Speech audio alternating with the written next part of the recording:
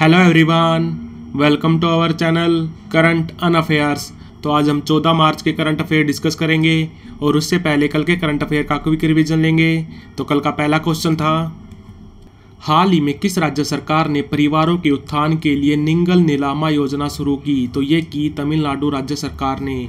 ये एक तरह का आउटरीच प्रोग्राम है। इसका मुख्य उद्देश्य है कि तमिलनाडु में जो योजनाएं चल रही हैं वो ग्राउंड लेवल पर कैसा काम कर रही हैं। इसका उद्घाटन किया है तमिलनाडु के सीएम एम.के. स्टालिन जी ने। एम.के. स्टालिन जिनकी पार्टी है द्राविड़ मुनेत्र कजगम, ये पार्टी बनी थी सन 1949 में। और तमिलनाडु के अभी राज्यपाल कौन है? तो वो है आर.एन. रवि। हाल ही में कहा महात्मा बुद्ध कृषि एवं प्रौद्योगिकी विश्वविद्यालय का शिलान्यास किया गया? तो ये किया गया कुशीनगर में। कुशीनगर है यूपी में। कुशीनगर वही शहर है जहां पर महात्मा बुद्ध ने आखिरी सांसें ली थी। इनकी मृत्यु हुई थी 1483 बीसी में। इनका जन्म हुआ था 563 बीसी में। कहां पर? यह हुआ था लुम्बिनी में। लुम्बिनी है नेपाल में। हाल ही में हरियाणा के नए मुख्यमंत्री कौन बने? तो ये बने नायब सिंह सैनी हरियाणा के 11वें मुख्यमंत्री बने। और ये अभी एमपी हैं कुरुक्षेत्र लोकसभा सीट से। हरियाणा के अभी राज्यपाल कौन है? तो वो है बंडारू दत्तात्रेय। हाल ही में किसे पहले नेशनल क्रिएटर अवार्ड्स 2024 में डिसरप्टर ऑफ द ईयर का अवार्ड मिला? तो ये मिला रणवीर अलाहाबादिया को। नेशनल क्रिएटर्स अवार्ड ये पहली बार दिए गए हैं। ये 20 कैटेगरीज में दिए गए हैं। आपको 2 कैटेगरी याद रखनी है। एक तो याद रखना आपको ग्रीन चैंपियन अवार्ड दिया गया है पंक्ति पांडे को। और दूसरा याद रखना आपको स्वच्छता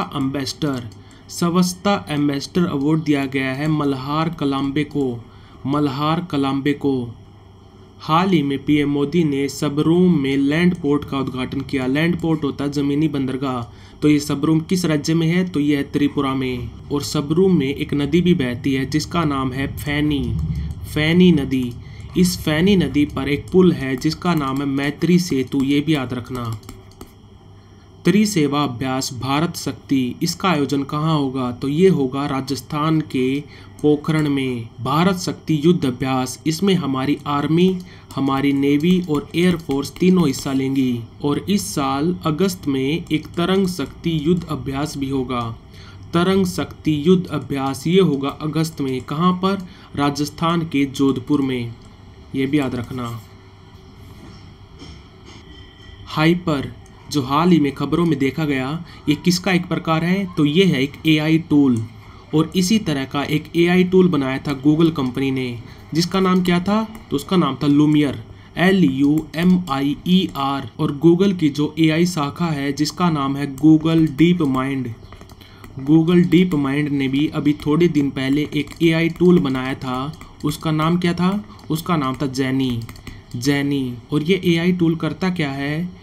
हम इसको टेक्स्ट या इमेज देंगे इनपुट में, तो ये हमको वीडियो बनाकर देगा आउटपुट में। अगर आप इसको टेक्स्ट या इमेज देंगे तो ये आपको वीडियो बनाकर देगा। और एक कंपनी है जिसका नाम है एंथ्रोपिक कंपनी ने भी अपना एक एआई टूल बनाया था। उसका नाम क्या था?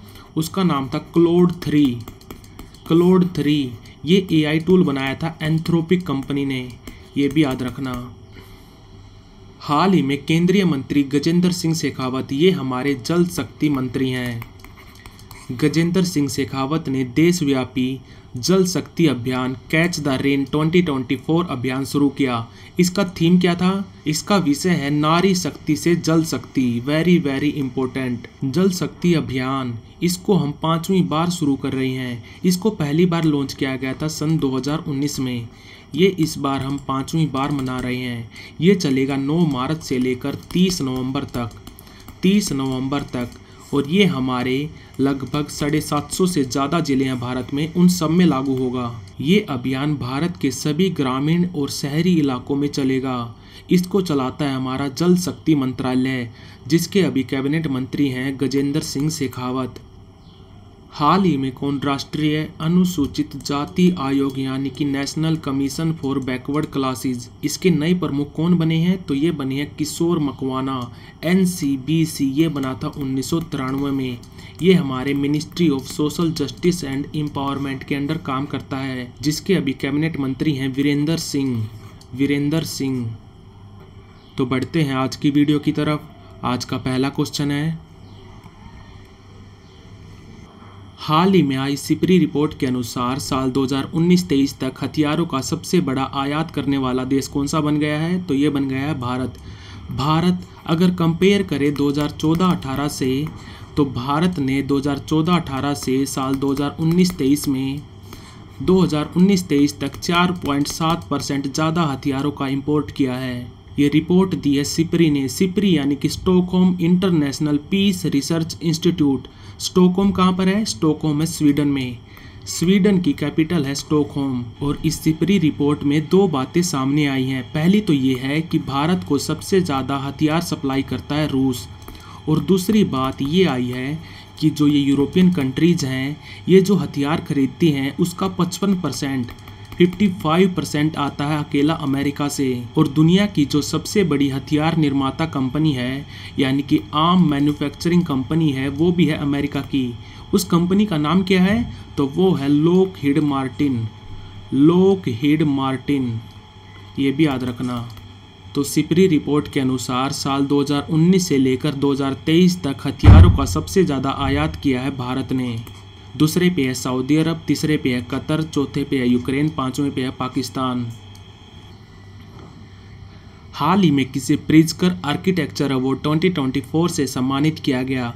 प्रिज़कर अवार्ड वास्तुकला यानी कि आर्किटेक्चर में दिया जाने वाला सबसे बड़ा सम्मान है। इसको वास्तुकला का नोबेल प्राइज़ भी बोला जाता है। प्रिज़कर अवार्ड को। ये अवार्ड पहली बार दिया गया था सन 1979 में, 1979 में, और इसको एक फाउंडेशन देती है जिसका नाम है हयात फाउंडेशन। ये अवार्ड पहली बार दिया गया था सन 1979 में। ये दिया गया था फिलिप जॉनसन को। फिलिप जॉनसन का संबंध है अमेरिका से। और इस अवार्ड में कैश प्राइज दिया जाता है $1 लाख $1 और ये पुरस्कार इस साल दिया गया है राइकन यामामोटो को। इनका संबंध है जापान से। और पिछले साल यानी कि साल 2023 में ये पुरस्कार दिया गया था डेविड चिपरफील्ड को। इनका संबंध है इंग्लैंड से। और ये अवार्ड अभी तक केवल एक भारतीय को मिला है, जिनका नाम है बालकृष्ण दोषी। इनको कब मिला था ये? इनको मिला था 2018 में। पहले और एकमात्र भारतीय जिनको प्रिज़कर अवार्ड मिला था उनका नाम है बालकृष्ण दोषी। अभी इनका देहांत हो गया है। तो इस साल प्रिज़कर अवार्ड 2024 मिला है जापान के राइकन यामामोटो को। हाल ही में NCPCR यानी कि national commission for protection of child rights, इसने अपना स्थापना दिवस मनाया। इसकी स्थापना कब हुई थी? इसकी स्थापना हुई थी 2007 में, 5 मार्च 2007 को।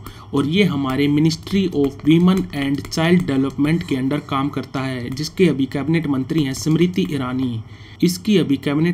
स्मृति ईरानी। ये अभी MP हैं अमेठी UP से। और NCPCR इसके चेयरमैन कौन है? तो वो हैं प्रियांक कानून गो। और आपको 3 और कमीशन याद रखने हैं। एक तो याद रखना आपको national commission for backward classes, ये बना था सन 1993 में। और एक याद रखना आपको नेशनल कमीशन फॉर वीमेन, जो बना था 1992 में। और एक याद रखना आपको national commission for scheduled tribe, ये बना था 2004 में। NCST ये हमारे ट्राइबल अफेयर मंत्रालय के अंडर काम करता है। और national commission for backward classes ये हमारे ministry of social justice and empowerment के अंडर काम करता है। और NCW यानी कि नेशनल कमीशन फॉर वीमेन, इसकी अभी चेयरपर्सन कौन है? तो वो है रेखा शर्मा। तो अभी NCPCR ने अपना स्थापना दिवस मनाया। इसकी स्थापना हुई थी 5 मार्च 2007 को। ये हमारे महिला और बाल विकास मंत्रालय के अंडर काम करता है। हाल ही में फरवरी महीने के लिए ICC player of the month award किसने जीता? तो पुरुषों में जीता यशस्वी जायसवाल ने और महिलाओं में जीता एनाबेल सदरलैंड ने। एनाबेल सदरलैंड, इनका संबंध है ऑस्ट्रेलिया से। और यशस्वी जायसवाल, ये हैं इंडिया के। यशस्वी जायसवाल अभी इंग्लैंड के खिलाफ जो टेस्ट सीरीज हुई थी उसमें मैन ऑफ द सीरीज भी रहे थे।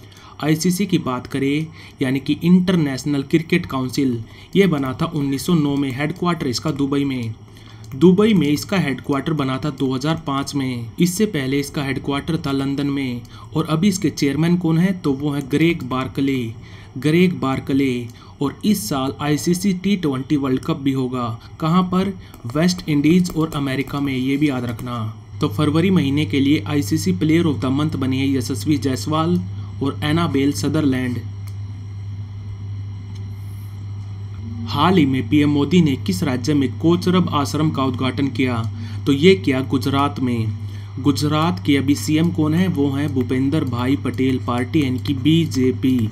और यहाँ पे राज्यपाल कौन है, तो वो है आचार्य देवव्रत। और गुजरात से आपको याद रखना है कि गुजरात के हजीरा सूरत में रिलायंस कंपनी भारत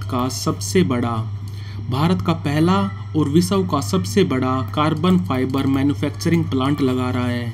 और अडानी ग्रुप्स की एक कंपनी है जिसका नाम है कच्छ कॉपर लिमिटेड। ये भारत का सबसे बड़ा कॉपर मैन्युफैक्चरिंग प्लांट लगा रही है। कहाँ पर, मुंद्रा में। मुंद्रा भी है गुजरात में। और अभी थोड़े दिन पहले गुजरात के राजकोट स्टेडियम का नाम बदल दिया गया। राजकोट स्टेडियम का नाम रख दिया गया है निरंजन शाह स्टेडियम। और गुजरात का एक फल है जिसका नाम है कच्ची खरेक। इस फल को GI टैग मिला था अभी थोड़े दिन पहले। तो अभी पीएम मोदी ने कोचरब आश्रम का उद्घाटन किया है गुजरात में।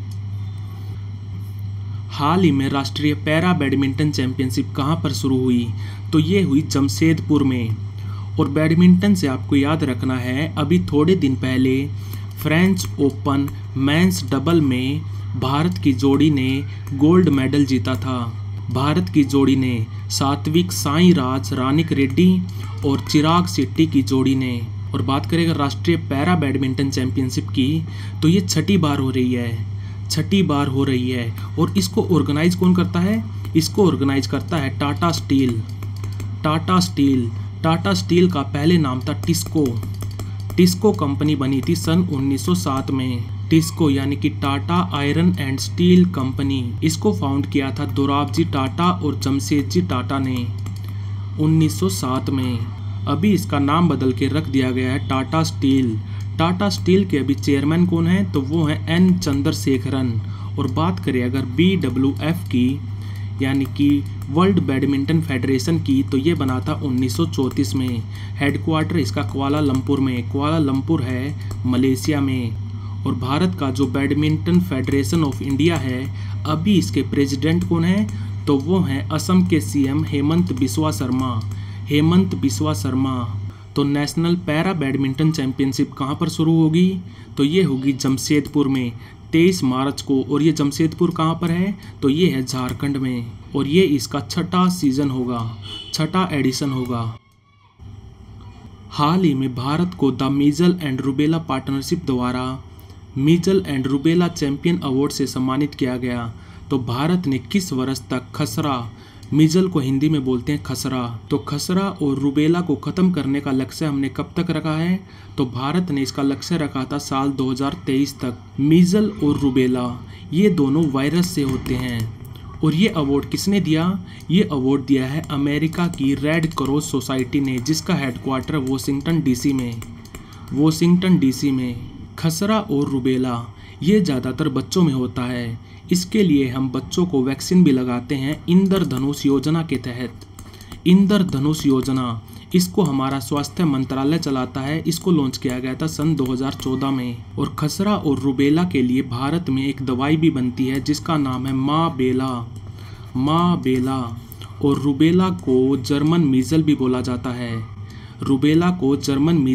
जाता है। और ये रूबेला ज़्यादातर प्रेग्नेंट वुमन में देखा जाता है, यानी कि गर्भवती महिलाओं में देखा जाता है।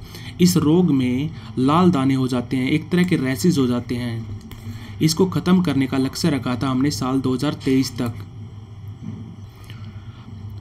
हाल ही में पीएम मोदी ने बरौनी गुवाहाटी, बरौनी कहाँ पर है? ये है बिहार में, और गुवाहाटी है असम में। बरौनी गुवाहाटी प्राकृतिक गैस पाइपलाइन, इसका उद्घाटन किया है। इसकी कुल लंबाई कितनी है? तो इसकी लंबाई है 718 किलोमीटर। और इस पाइपलाइन को किसने बिछाया है? तो ये बिछाया गेल ने, gas authority of India limited ने। और ये हमारी पीएम ऊर्जा गंगा योजना का हिस्सा है। पीएम ऊर्जा गंगा योजना, जिसको लॉन्च किया था भारत सरकार ने सन 2016 में। इस योजना के तहत हम कई पाइपलाइन बिछा रहे हैं। ज़्यादातर हम यूपी, बिहार, वेस्ट बंगाल, उड़ीसा में बिछा रहे हैं। पीएम ऊर्जा गंगा योजना, इस योजना के तहत हमने अभी थोड़े दिन पहले 2 कच्चे तेल की पाइपलाइन बिछाई थी, यानी कि क्रूड ऑयल की पाइपलाइन बिछाई थी। कहाँ पर? पहली बिछाई थी हमने मुंद्रा पोर्ट से। मुंद्रा पोर्ट कहाँ पर है? मुंद्रा पोर्ट है गुजरात में। मुंद्रा पोर्ट से लेकर पानीपत तक, पानीपत है हरियाणा में। और दूसरी बिछाई थी हमने हल्दिया बंदरगाह से लेकर, हल्दिया बंदरगाह कहाँ पर है? ये वेस्ट बंगाल में। हल्दिया बंदरगाह से लेकर बरौनी तक, बरौनी है बिहार में। और अभी पीएम मोदी ने पीएम ऊर्जा गंगा योजना के तहत बरौनी गुवाहाटी प्राकृतिक गैस पाइपलाइन का उद्घाटन किया। इसकी टोटल लेंथ होगी 718 किलोमीटर।